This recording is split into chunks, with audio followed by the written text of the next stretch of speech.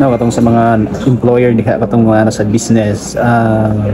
seryoso karon ang SSS, no, nga mag-file og mga charges against the erring employers nga dili ga register sa ilahang website as employers, at the same time kanang gapalya-palya ug wala ga hatag sa mga contribution or shares as employer, at the same time sa ilahang mga empleyado. So please do settle and approach the SSS account officer kay lisod kaayo ang mahitabo if ever mag-file sila og complaint sa inyo dito sa prosecutor, and if ever dili po ninyo ma-receive, no, dili mo makakita sa sa subpoena nga magpa-counter affidavit ang prosecution regarding sa gi-file sa SSS against sa inyo, would likely i-file na sa court, and of course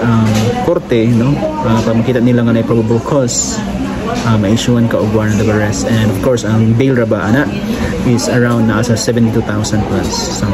para sa mga employers din ha, please do approach your nearest SSS branch pagpangutana mo, especially kung usay buhaton kay kapoy kaayo if